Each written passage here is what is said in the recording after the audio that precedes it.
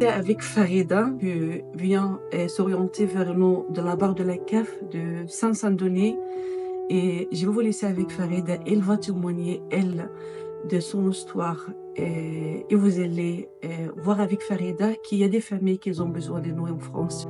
Farida, Oui, donc je te laisse raconter ton histoire. c'est exact. Malheureusement, il arrive à chaque parent d'avoir une perte d'un enfant. Comme moi, c'est mon cas. J'ai perdu mon petit garçon. Pardon. Je sais pas. La veille de son anniversaire. Avec quel âge? La veille de son anniversaire, il allait avoir 14 ans. On avait tout préparé pour faire son anniversaire. Il a eu un cancer qui s'est déclaré 2 ans avant,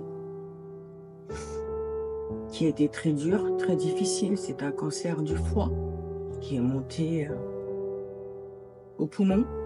Malheureusement, ensuite, ça a été obstrué à la gorge. Donc, il ne pouvait plus se nourrir, plus respirer, malheureusement. Il est décédé dans mes bras. C'est ma fierté et ma joie parce que je ne voulais pas qu'il décède à l'hôpital. Voilà. Donc, la difficulté étant que j'avais arrêté de travailler pour m'occuper de mon petit garçon. Aujourd'hui, j'ai pas d'emploi. Je suis toujours à la recherche d'un emploi et j'espère que j'en aurai un. Mais le problème, c'est que quand j'ai emmené mon fils pour l'enterrer, comme on dit, j'ai mon autre fils qui est plus grand, qui a 25 ans aujourd'hui et qui a une petite fille qui a atteint aussi d'un cancer. Qui n'est pas le même, qui est près du nez, près de la tête, qui s'appelle Venom. C'est très dur parce que il a très très mal à la tête.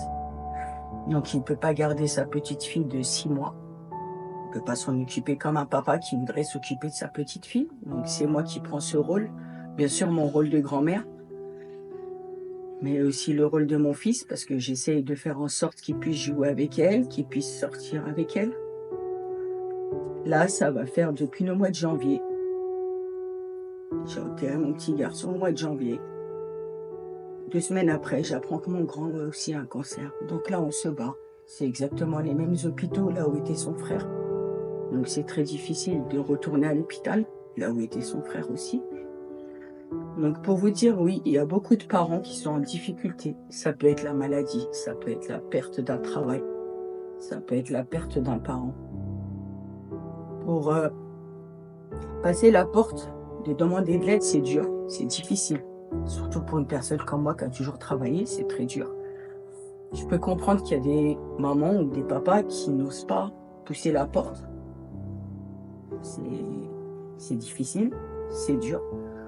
Mais il y a un moment donné, il faut se dire que voilà, il y a des aides, il faut essayer d'y aller. Je sais que c'est difficile, je sais qu'il y a pire, je sais qu'il y a beaucoup plus. Malheureusement, on est dans une société où ça devient très très dur pour tout le monde. Je souhaite qu'une chose, c'est que ça s'améliore. Voilà, Merci Farida. je vous en prie. Donc je pense après le témoignage de Farida, il n'y a pas grand chose à dire. C'est pas facile pour une maman de venir demander d'aide, mais quelquefois on n'a pas le choix. Soit comme elle a dit à cause d'une maladie, soit à cause d'une perte d'emploi, donc on n'a pas le choix. L'histoire de Farida, je vous cache pas, ça m'a bouleversée. Parce que c'est juste à côté de chez nous, comme on dit, c'est à côté de chez nous, c'est en France, c'est ici. Chacun parmi nous bénévoles, parmi nous donataires, qu'on veut faire quelque chose, qu'on veut changer les choses, qu'on veut aider.